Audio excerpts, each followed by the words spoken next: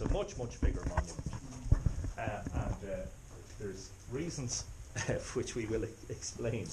There's reasons why, there's good reason to believe that Fourknocks is the lone monument with such a large chamber. Yes, I will hopefully get round to explaining that. So you are standing now inside what was principally a tomb, but as with all these things, passage tombs are not merely tombs. They're shrines to the dead, and they seem to have had, in many cases, astronomical functions. So they're not merely burial places. But does anybody have any objection if I close the door? No, it makes it more. No, it's not. It doesn't. It's not on a latch. So if you need to get out quickly, maybe even hearing us over time, you know.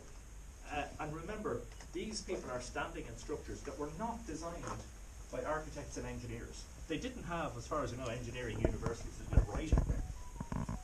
They're learning on the fly, which is why, by the way, part of the reason why you can't access the Eastern Chamber of Mouth, for instance, and the Chambers of Doubt, part of the reason is because there's a concern by the authorities that they could subside and collapse.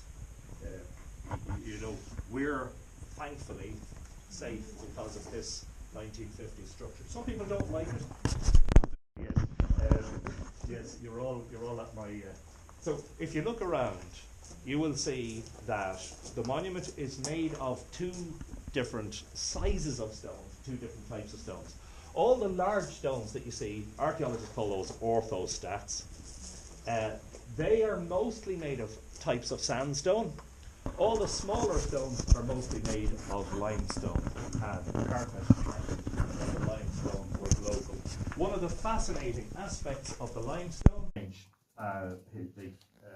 the DNA on his skull fragments, and they found that he was between 35 and 40 years of age. And the reason he was between 35 and 40 is because he looks like he belonged to the elite.